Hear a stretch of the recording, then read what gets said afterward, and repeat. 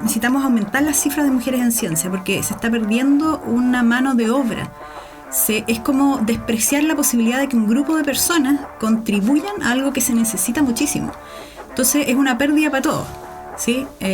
Y yo personalmente lo veo también como una pérdida de la posibilidad de que personas encuentren un área de trabajo tan especial como la que nosotros tenemos, que se mueve mucho por la pasión, por el gusto de hacer cosas, por aprender cosas nuevas todos los días.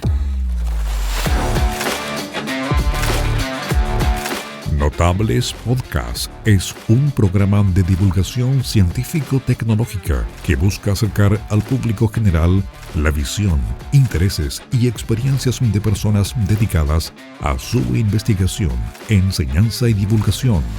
Encuéntranos como @NotablesPodcast en las diferentes redes sociales. Conduce Claudio Muñoz Herrera.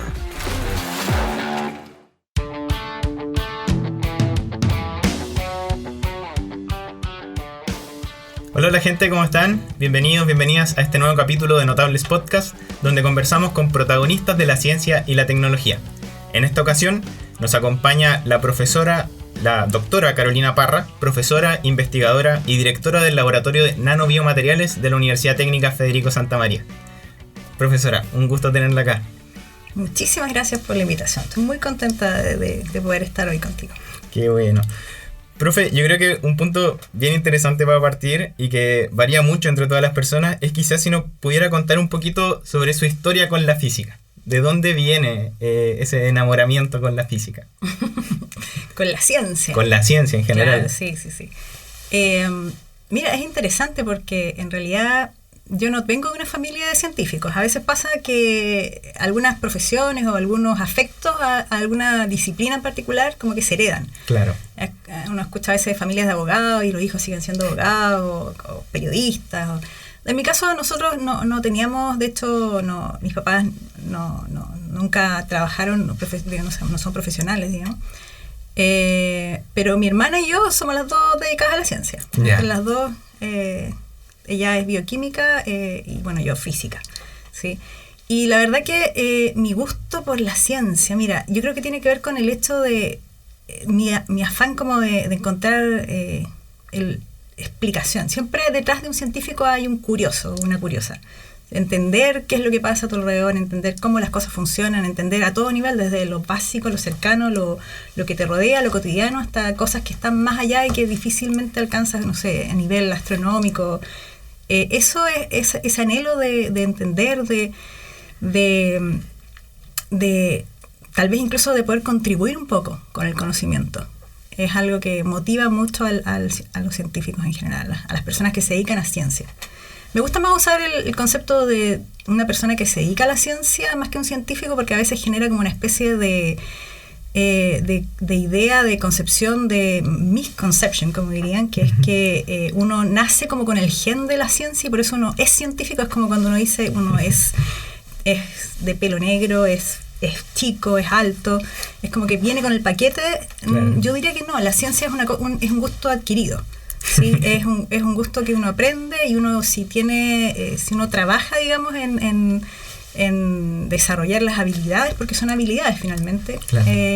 Uno puede, además de tener ese fondo de interés, uno puede adquirir las habilidades suficientes para dedicarse y poder contribuir a la ciencia. Así que por eso prefiero decir que somos personas dedicadas a la ciencia, sí. Es una actividad, no un adjetivo. Es más verbo que adjetivo. Sí, claro. Sí. Ser científico. Ser científico o científica. Qué genial, profe. También ese punto de el enamoramiento por la ciencia más que por una disciplina y el querer buscar respuesta en todos lados.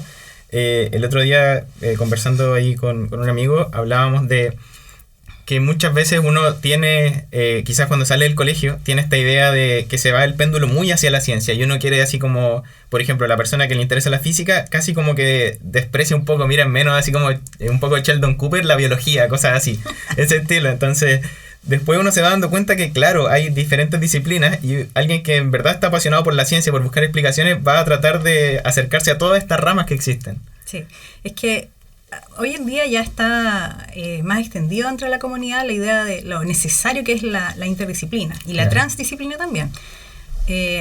Cuando yo comencé estudiando era más parecido al escenario de lo que tú dices, sí es cierto. No se fomentaba la interdisciplina. Hoy en día existen fondos gubernamentales, existen instrumentos que buscan generar redes, generar sinergia, porque está muy claro que cuando tienes un desafío de alta complejidad, la única forma de abordarlo es a través de la interdisciplina. Entonces, yo no tengo nada en contra de dedicar sus esfuerzos a algo muy, muy específico dentro de un área. Eso es un camino que cada uno decide seguir. De hecho, tal vez si me hubieses preguntado cuando yo empecé a estudiar, me imaginaba mirando hacia el futuro de una manera similar a esa, estando...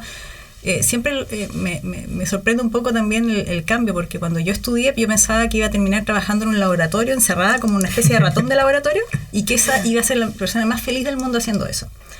Hoy en día las cosas son muy distintas. Entonces, hoy en día estoy muy orgullosa por ejemplo, del laboratorio. Nosotros lo creamos, fue concebido para ser un espacio interdisciplinario, ¿sí? No quería tener un laboratorio de investigación de física, no. Quería un espacio donde estudiantes de distintas carreras en esta misma universidad o de otras universidades pudiesen venir y colaborar. Y bueno, y ahora actualmente tenemos estudiantes de ingeniería mecánica, ingeniería metalúrgica, de química, de ingeniería química y de física, por supuesto, también. Trabajan en el laboratorio de biotecnólogos. Entonces, ese gusto por la interdisciplina, esa posibilidad de desarrollar aplicaciones, por ejemplo, que es algo que es muy difícil desde la mirada de una sola disciplina, es muy enriquecedor, muy motivante, ¿sí? No solo para mí, sino que también para los estudiantes, los investigadores que están en el laboratorio. Eso es algo nuevo, yo diría que es una mirada actual, espero que no cambie, espero que siga así, porque finalmente las grandes contribuciones se hacen de esa manera. Claro, la gracia es seguir tirando puentes entre disciplinas más que esa situación de separación. Y no sé si nos puede contar un poco, quizás alguna historia por ahí, alguna anécdota del trabajo. ¿Cómo es este trabajo entre gente que tiene formación quizás tan distinta? La física, claro, es mucho más, puede estar ligada a lo experimental, pero también tiene focos distintos. Vamos a buscar la publicación, quizás, pero trabajar con gente de ingeniería, trabajar con gente de biotecnología, como dice usted, trae otros temas a la mesa. No sé si nos puede comentar un poquito. Sí. Es exactamente lo mismo que pasa cuando empiezas, por ejemplo, a querer trabajar con empresas. O sea, ahí realmente es como que se vuelve más dramático el efecto. Pero cuando empiezas a hablar con gente de otra disciplina, a pesar de que es ciencia, uno tal vez pensaría que estás hablando con un científico, entonces, bueno, el lenguaje es similar, el método científico está por detrás, entonces hay varios como preceptos que están ahí que tú dices, bueno, debería ser fácil la comunicación. En realidad es conocerse, ese es el punto clave, yo creo, comunicarse. Y entender, claro, la forma de trabajo, las herramientas, los focos que tiene cada disciplina. Cuando uno empieza a colaborar con empresas, a asociarse con empresas, el desafío se multiplica, se amplifica muchísimo, porque ya, por ejemplo, tienes que empezar a aprender el lenguaje que se utiliza en ese medio, en el medio privado. Claro. ¿Sí? Entender los tiempos, las prioridades, transmitir los riesgos asociados a la investigación. Cuando trabajas con colegas de otras áreas, es como... claro, uno tiene una idea de un experimento, pero un diseño de un experimento, y cuando lo compartes, en realidad digamos, la realidad de lo que se puede hacer o no se puede hacer es muy distinto. Cada tema, cada área, cada línea de investigación es como un mundo muy interesante. Sí, realmente es algo súper entretenido, que tú aprendas de la otra persona cuando estás trabajando con... Yo aprendo de los investigadores en el laboratorio, aprendo de mis estudiantes, porque uno no puede saber todo de todas las cosas. Entonces, la única forma de poder realmente hacer estas contribuciones que decía yo es que tú te asocias con gente capaz, con gente especialmente, así lo veo yo, que es muy importante en la ciencia, ser dedicado, ser trabajador y claro, y aprender y intercambiar, ser capaces de intercambiar sin de repente mezquindad, de ser como generoso, todas esas cosas son súper positivas y al final contribuyen a que existe una mejor interacción, un mejor trabajo interdisciplinario. Sí, yo siempre me fijo cuando llego al laboratorio y trato de ver como el ambiente que se genera, los chicos cuando discuten entre ellos, cuando uno desde la mirada de la biología les da una opinión de lo que se puede hacer, hasta dónde se puede llegar, cuáles los mecanismos, pero desde la química existe otra mirada, entonces eso es, yo diría, un gusto, una maravilla poder presenciarlo día a día en el laboratorio, sí. Es todo un ecosistema al final que se forma, sí, las interacciones deben ser... Claro, hay disciplinas que tienen más afinidad con otras, que tienen razonamientos similares, no, genial. Sí. La ingeniería es muy distinta a la ciencia. Sí. También. Y el perfil de los ingenieros es muy distinto al perfil de los científicos. Porque pese a que... no me gusta pensar en estereotipos, pero sí es cierto que en la ciencia uno encuentra personas que tal vez no tienen tantas habilidades sociales desarrolladas como sí las tienen los ingenieros. Yeah. Es como parte del perfil que tú buscas inculcar en un ingeniero, que sea capaz de desarrollarse en una empresa, de dirigir tal vez un grupo de personas.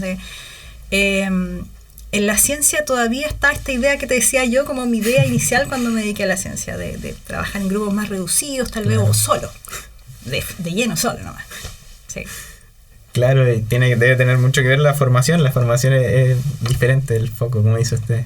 Y encuentro también interesante, como mencionaba usted, el tema de trabajar con privados, porque en la ciencia, como mencionaba, el foco es tratar de hacer una contribución a esta gran pozo de conocimiento que es la ciencia que hemos desarrollado, de este universo que no venía con manual de instrucciones, hemos ido construyéndolo de a poquito.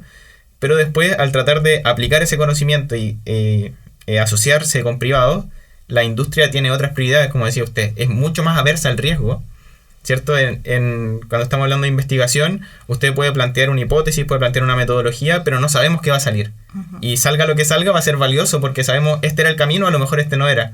Pero en la industria eso van a ser recursos y va a afectar en el fondo en la planilla Excel que manejan ellos. Es como... Es un desafío también para la ciencia empezar a tirar puentes como han hecho ustedes.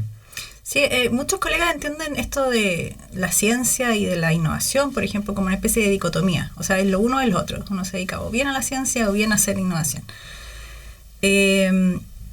Yo creo que, es que, no sé, llega un punto en que te das cuenta que el trabajo que estás haciendo... O sea, y también lo he escuchado en alguna oportunidad que tiene relación también con un tema de género.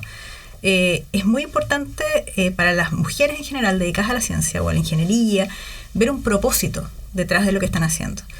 Y eso cuando yo lo entendí me pareció muy certero. Yo le dije, bueno, en realidad a mí me gusta estudiar por estudiar, me gusta entender por entender, me gusta enseñar a otras personas lo que entiendo, pero más allá, o sea, ¿qué podemos hacer con todo esto que estamos desarrollando, con todo este potencial que hay detrás de mi área de trabajo, que es la nanociencia?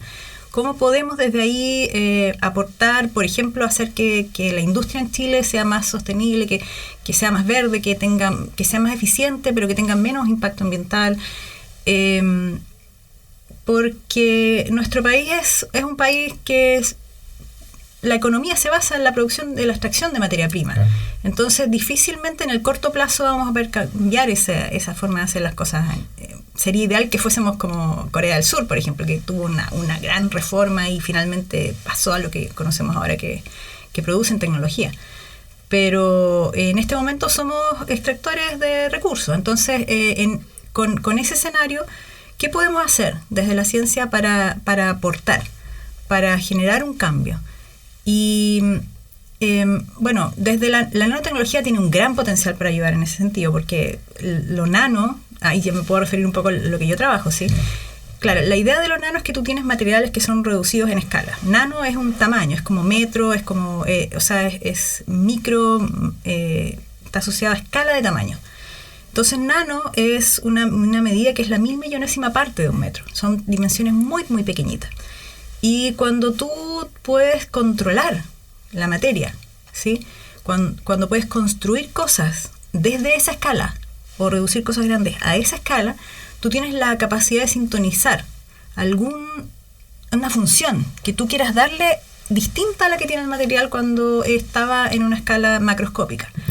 Hay, por ejemplo, el oro. El oro en color, digamos, de un anillo tiene un color dorado, ¿cierto? Pero cuando tú haces nanopartículas de oro, sus propiedades ópticas cambian. Y entonces tienes nanopartículas que pueden ser moradas, naranjas, medias azules. Va a depender, porque estás teniendo cosas que son tan pequeñitas que son casi del tamaño, por ejemplo, de las longitudes de onda de la luz. Entonces empiezas a interferir. Es como que llegas a un punto en que ya todo es sensible a todo lo que está ahí alrededor, a esas dimensiones que son relevantes en el caso de las propiedades ópticas. En el caso de las propiedades eléctricas, o todo lo asociado al eléctrico, termoeléctrico, electromagnético, entonces es porque ya estás con las longitudes de onda de los electrones que se mueven en el material, empiezas a sintonizar cuando reduces la escala. Entonces, al final lo que puedes crear es materiales como si fuera yo siempre hago esa comparación con una tabla periódica como se conocía hasta hace un tiempo atrás, y aparecen los mismos elementos, pero al reducir la escala es como que tuvieses una nueva tabla periódica, con nuevas propiedades, nuevas posibilidades, nuevo potencial de extraer todas esas propiedades nuevas. Y claro, la idea es que tú puedes, por ejemplo, hacer procesos más eficientes que consuman menos energía, que sustituir materiales que generan residuos, evitar que se produzcan elementos contaminantes, metales pesados.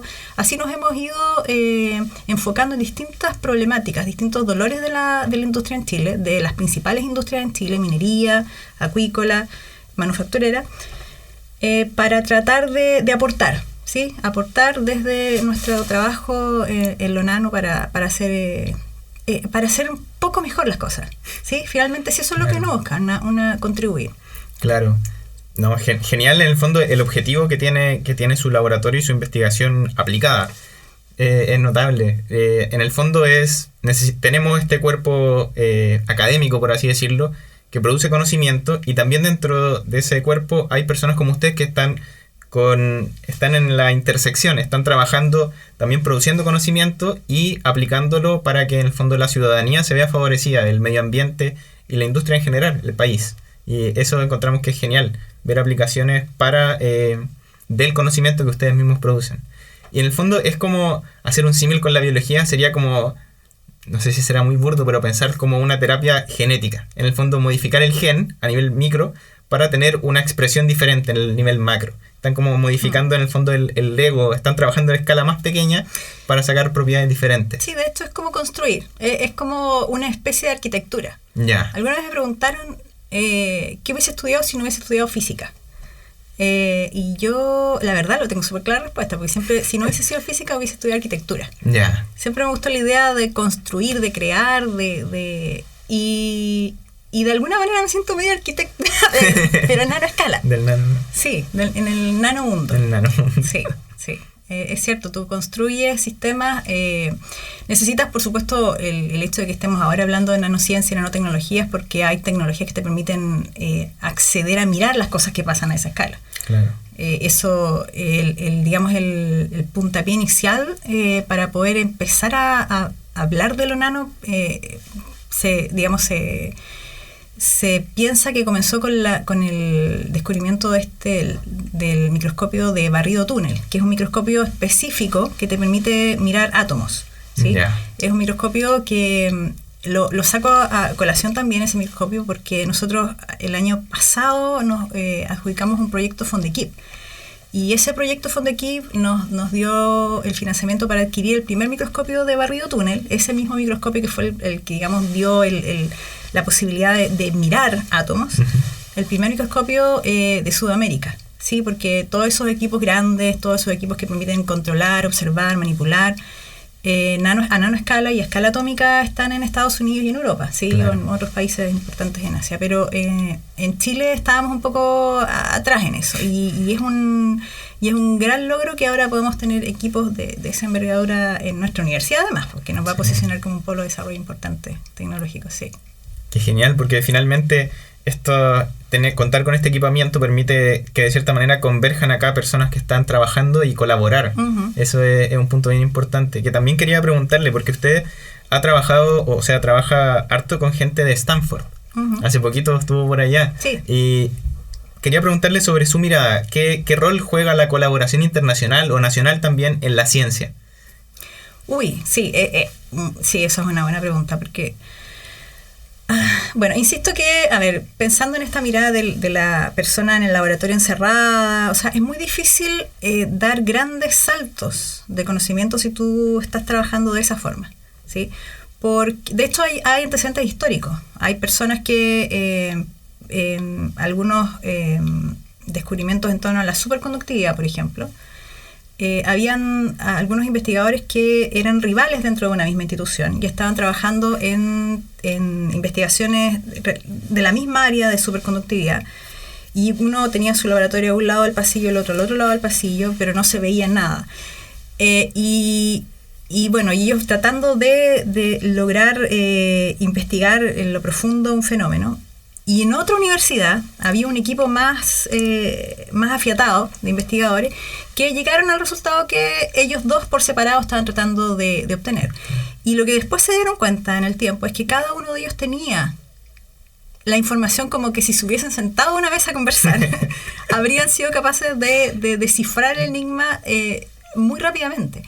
Pero... En todas las áreas en realidad hay mucho tal vez de ego, de repente es complejo, sí, que las personas compartan, que sí, pero cuando te sientas a conversar con colegas de otras universidades en Chile, porque también las redes nacionales son muy importantes, especialmente porque los recursos no son muy grandes en Chile. Entonces, si tú trabajas en área experimental, para acceder a infraestructura necesitas empezar a contactar a tus colegas en otras universidades. También te permite tener poder estar como actualizado con el estado del arte de ese campo. Y cuando te vas al otro nivel, digamos, a nivel internacional, entonces... claro, ahí las cosas pueden ser muchísimo... O sea, hay un salto, suena divertido para decirlo, pero un salto cuántico tal vez, como un gran salto, porque definitivamente sí, ellos tienen equipamiento de punta, equipos que acá en Chile probablemente puede tomar varias décadas tal vez en que se puedan adquirir. Entonces, el avance de la investigación es más acelerado en esos países, con esos recursos, comparándolo con Chile. Entonces, por eso es importante tener redes de colaboración, para estar actualizado, para independiente, y también para poder generar redes para los estudiantes que tú estás formando. Claro. Porque los estudiantes, al fin y al cabo, especialmente en ciencias, si estudian ciencias porque quieren hacer ciencia después en el futuro, quieren dedicarse a eso. Y van a necesitar después a futuro sus propias redes de colaboración. Entonces, al final es un trabajo continuo. O sea, no es solo tú, sino también las nuevas generaciones las que estás ayudando a promover esa formación de redes. Hay varios programas, de varios instrumentos de la NIT que te permiten esa formación de redes.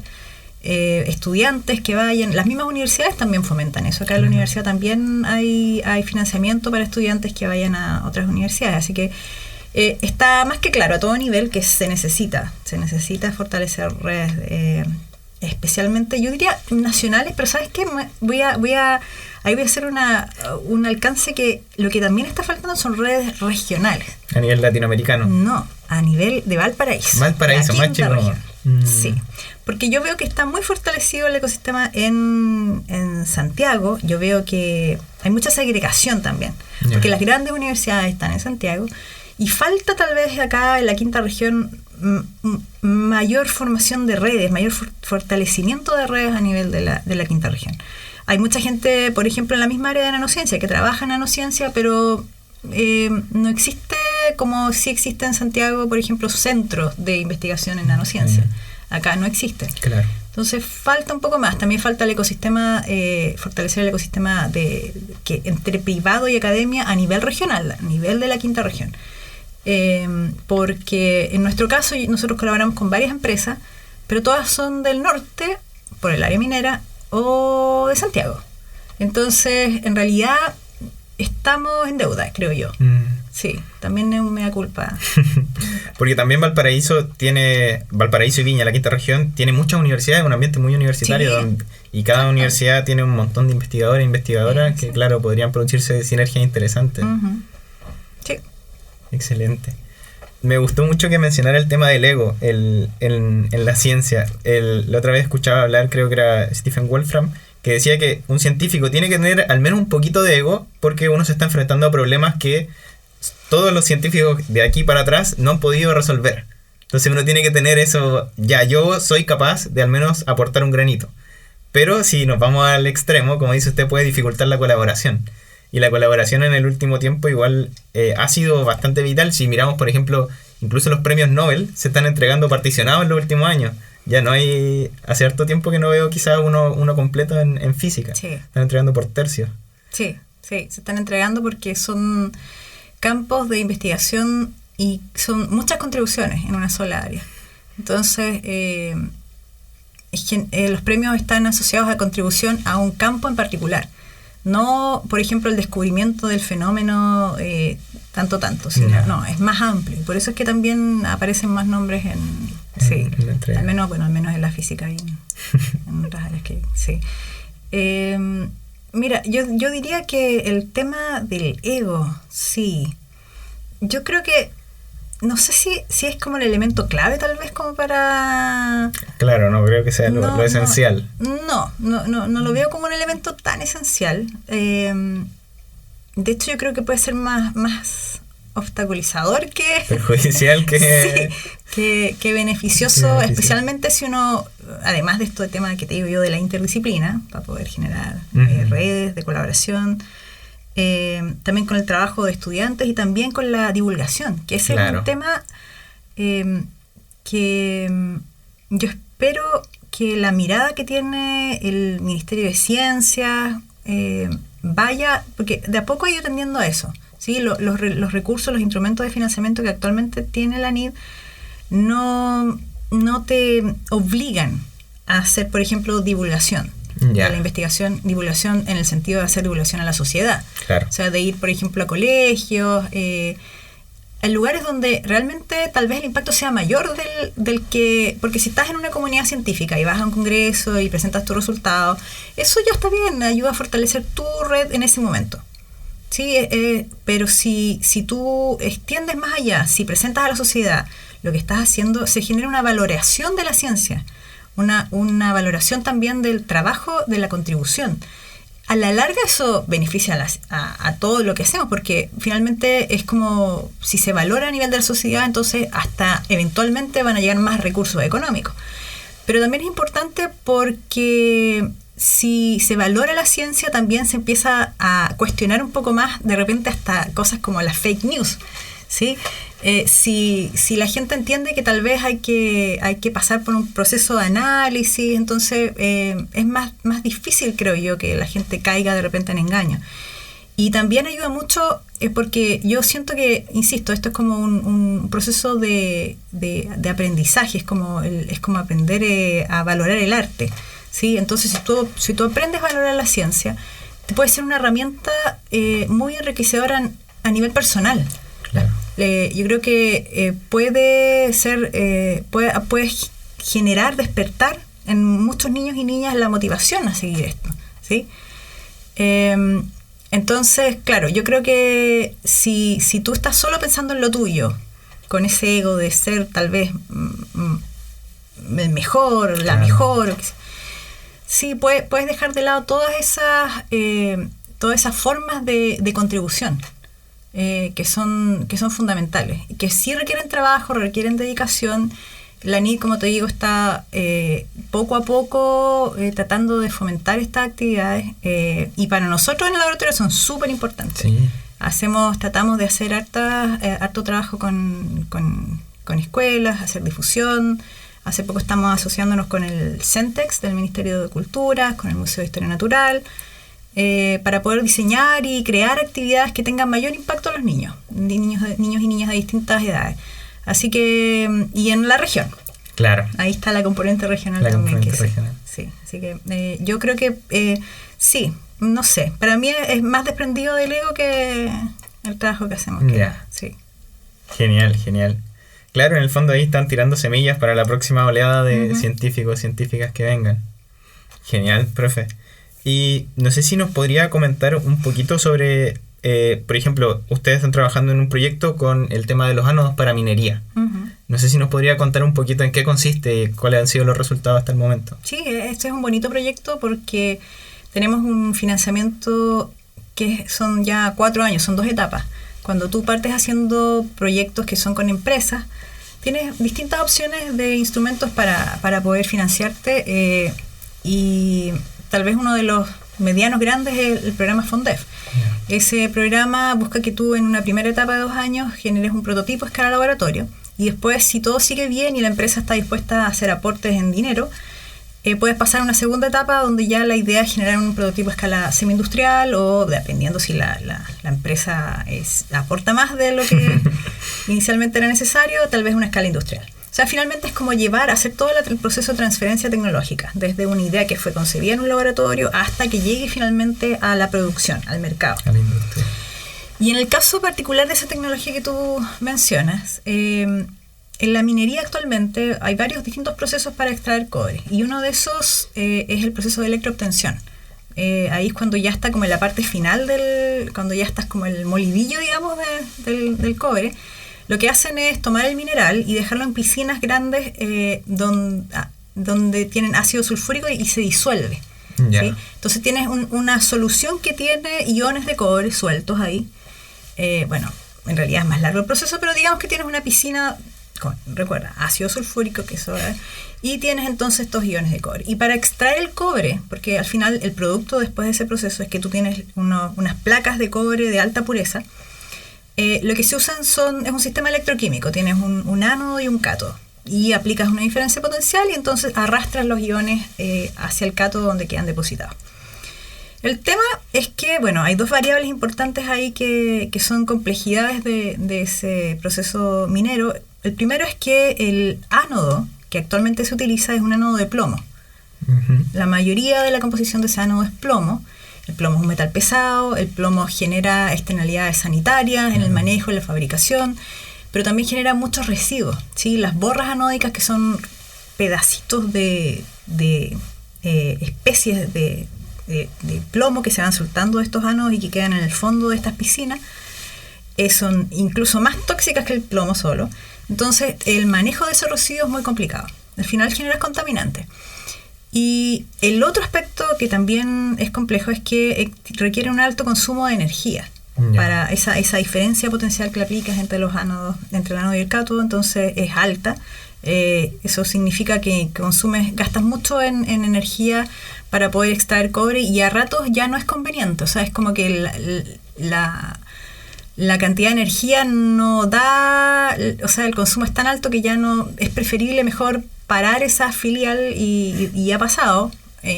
Por ejemplo, en Radomiro Tomic la electroobtención se paró porque ya no daba, digamos, el consumo para poder... la energía no ha subido mucho en precio, pero sí era muy alto para la cantidad de cobre que se estaba obteniendo.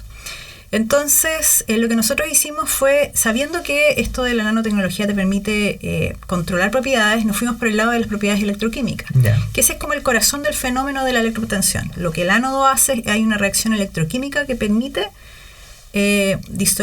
separar moléculas y hacer que el cobre se vaya al cátodo.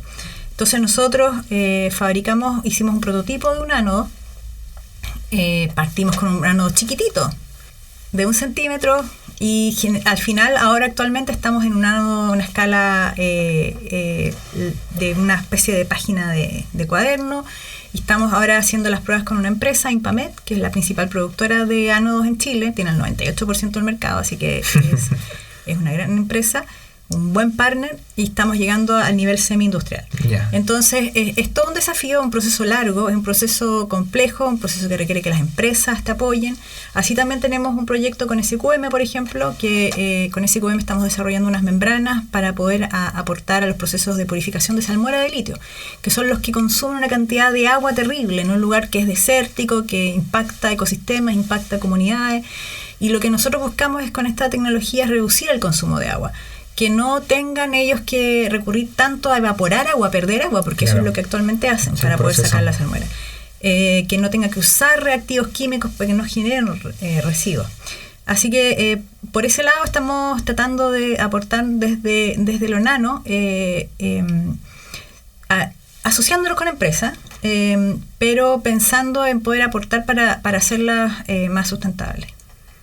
Claro, y al final, como mencionaba usted, tiene una componente económica, ¿cierto? Van a consumir menos electricidad o menos energía, y en el fondo también tiene una disminución asociada en emisiones, porque esa energía viene de la matriz que actualmente debe tener unos 2/3 de energía que todavía no es renovable. Entonces estamos reduciendo también a la mitad las emisiones asociadas a ese proceso. Claro, y no es plomo, no hay metales pesados, entonces no tienes residuos tóxicos asociados al uso de él. Así que sí, es un bonito proyecto. En el caso de SQM, solo para cerrar ese tema, también es muy bonito porque de hecho la tecnología con la que está fabricada estas membranas para purificación de la salmuera de litio viene de una alga, de una microalga, que es una microalga invasora, que está en el sur de nuestro país, que está desde Tierra del Fuego, que es donde nosotros vamos a recolectarla, porque cuando se producen los blooming, los floramientos de estas microalgas, son kilómetros, son microalgas de agua dulce, entonces son ríos o lagos que aparecen contaminados así, todos café, en lugares que deberían estar prístinos, porque no hay gente alrededor, pero aparecen estos blooming. Y esa biomasa, que es una especie invasora, que es como darle un valor agregado, ¿me entiendes?, a ese material que actualmente es un organismo difícil de manejar, que impacta a los ecosistemas, que tiene ese impacto turístico, pero principalmente también ecosistema. Y lo que les damos es ese valor agregado al utilizarlo en este desarrollo de membranas para el norte. Entonces es tomar cosas que son problemas en el norte para solucionar problemas que están teniendo las industrias cosas que se toman del sur para solucionar problemas del norte. Entonces eso es como muy bonito, ¿me entiendes? Eso es como a otro nivel de sustentabilidad, porque estamos hablando dentro de nuestro país, esa conexión. Claro, y también, si no me equivoco, creo que vi una entrevista donde usted mencionaba esto, esta alga está esparciendo,se ahora último hacia contaminando un área mayor. Ha llegado hasta Radal 7 Tazas, fue el Parque Nacional. Hasta ahí se detectó hace poco, hace como 2 meses atrás. Y es muy fácil, o sea, se disemina muy fácil a través de los implementos de pesca. Quedan adheridos en los implementos de pesca deportiva. Esa microalga viene desde Nueva Zelanda, en realidad. Los pescadores deportivos que llegaron a Argentina y desde Argentina pasó a Chile. Sí. Otro nivel de complejidad los ecosistemas. Es increíble. Profesora, una columna que publicó usted termina, yo creo que es el equivalente a soltar el micrófono, termina diciendo: sin igualdad de género, el desarrollo sostenible no es desarrollo ni es sostenible. Y ahí yo creo que no he leído un mejor final de una columna. No sé si nos puede comentar un poquito su experiencia en cuanto a... Usted estuvo participando en LIFE. Sí, LIFE, el taller ¿cierto? de líderes femeninas. Sí, líderes femeninas. Muy buen taller ese. No sé si nos puede comentar un poquito de su experiencia. Esto fue levantado por el Ministerio de Ciencia, ¿no? Exactamente, sí. Lo que buscaba el Ministerio era fortalecer las habilidades de liderazgo en mujeres dedicadas a la ciencia en Chile. Y convocó a mujeres, no solamente, en realidad era ciencia y tecnología. Entonces había mujeres que venían del ámbito privado, trabajaban en laboratorios, tenían empresas chiquitas, habían personas que trabajaban en hubs, por ejemplo, tecnológicos, pero la mayoría veníamos de universidades. Y no hablamos de ciencias naturales solamente, sino ciencias sociales también, había toda la ciencia.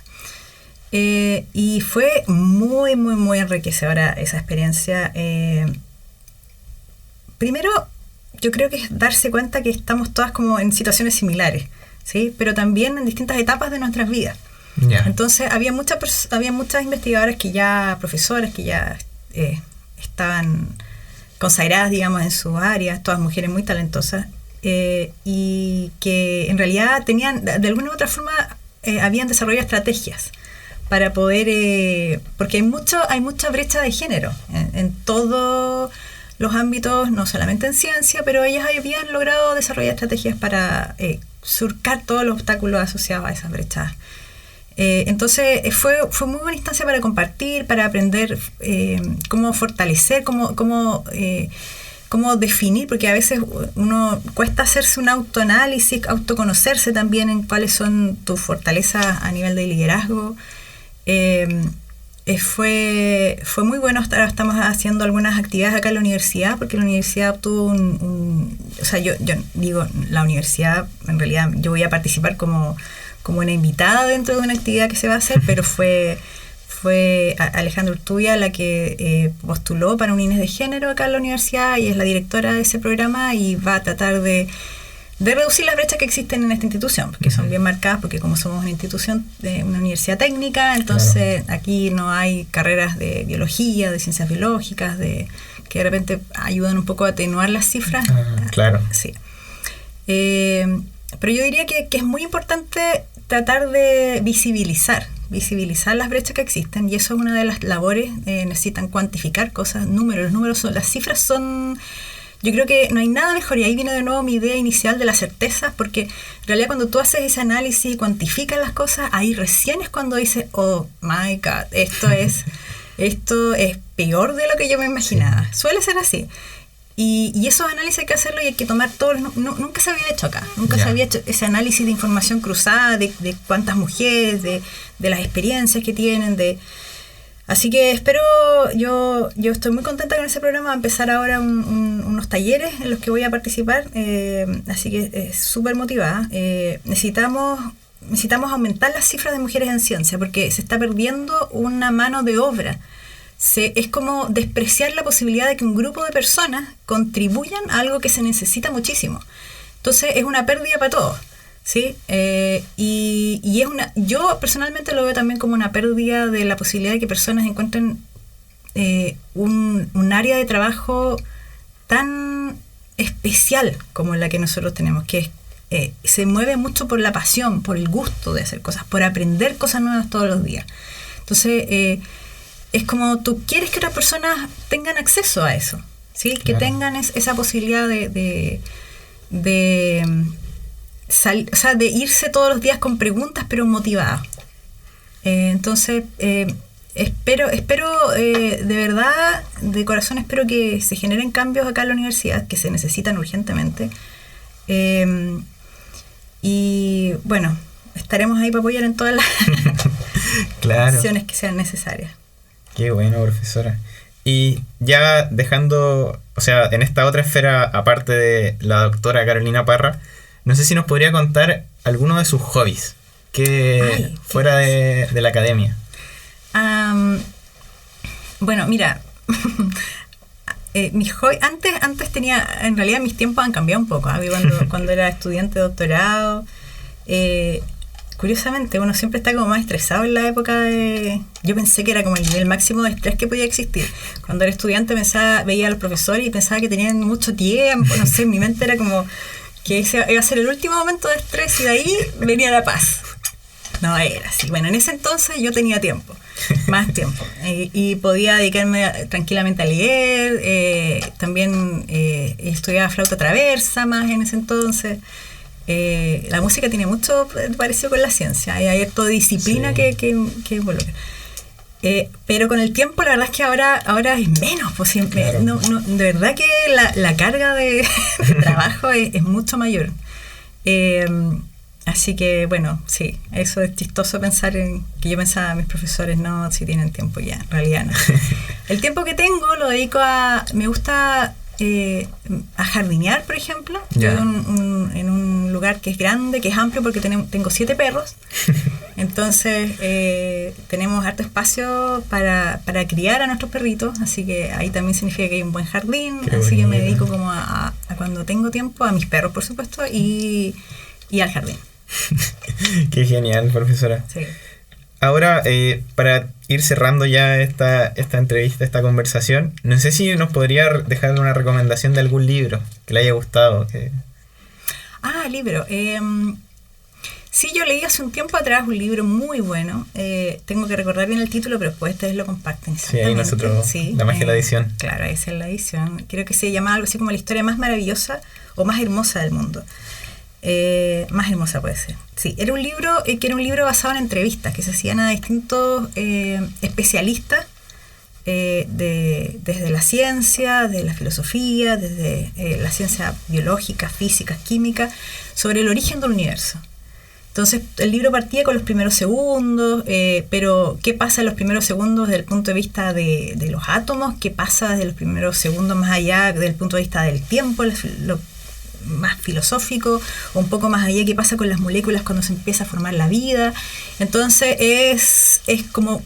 Yo siempre creo que miré el proceso de la creación del universo, lo traté de comprender desde el punto de vista de la física más que de otro. Claro, llegaba un punto en que aparecía la vida, pero ya ese es como eso de ahí es para los biólogos, ¿no?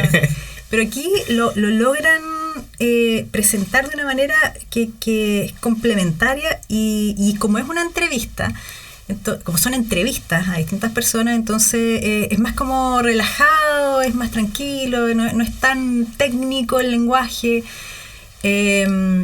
y como que, no sé, ese libro yo lo recomiendo 100%.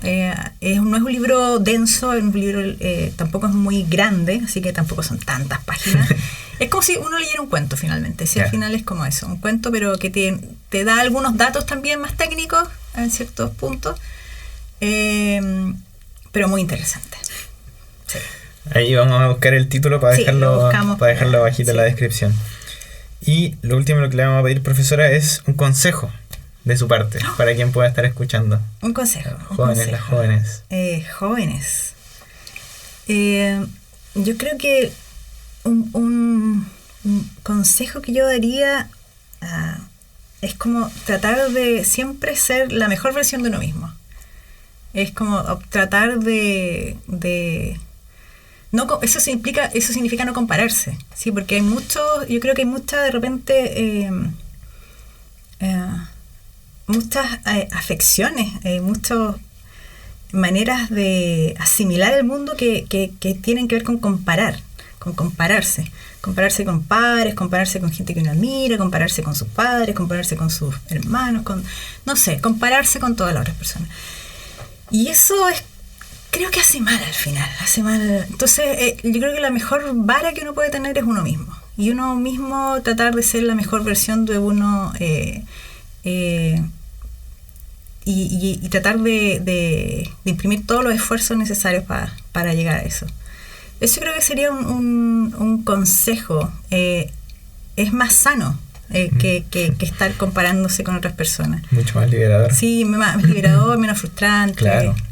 Y te ayuda a medirte. O sea, tú tienes tus propias... o sea, ¿qué es lo que es importante para ti? Porque esa mejoría, en el fondo, tiene que ver con lo que es valioso para ti. Claro. Sí. Cuando uno se compara con otra persona, en el fondo... No, el criterio uno se lo inventa, es lo que la sociedad más valora, en el fondo. Sí. Muy certero en el fondo el consejo, profe. ¿Dónde podemos seguirla? ¿Dónde podemos seguir sus movimientos del laboratorio de usted? Cuéntanos. ¿Dónde me pueden seguir? Nos pueden seguir en nuestro Instagram, que es nanobiolab _SM de esa.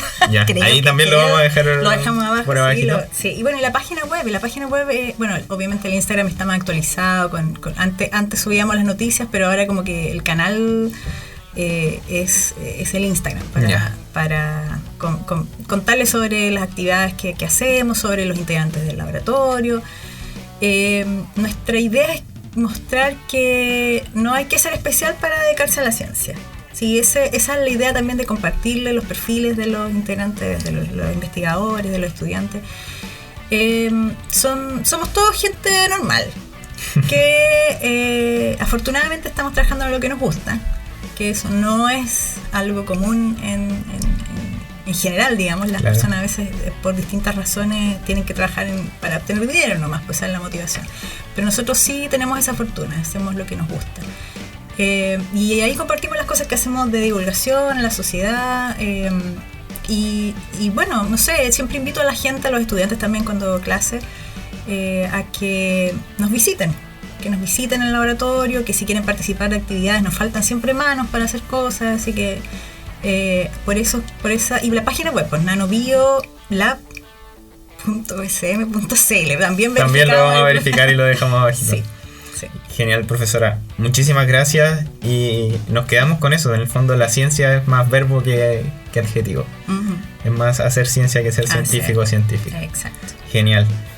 Si les gustó el episodio, les pedimos que se suscriban a nuestros canales. Vamos a estar estamos en todas las redes como Notables Podcast. Pueden compartirlo con amigos, con amigas si es que creen que les va a gustar. Y eso, agradecemos un montón a la profesora por haber estado con nosotros.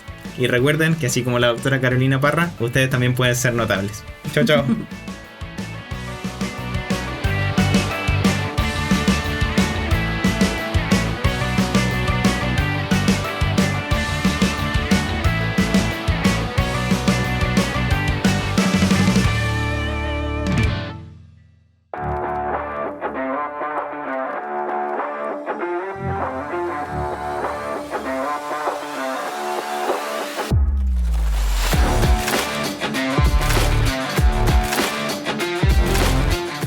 Notables Podcast es un programa realizado con el apoyo de la radio de la Universidad Técnica Federico Santa María en conjunto con su Dirección General de Vinculación con el Medio, en el marco de su programa de Responsabilidad Social Universitaria FSM 1995. Gracias por acompañarnos.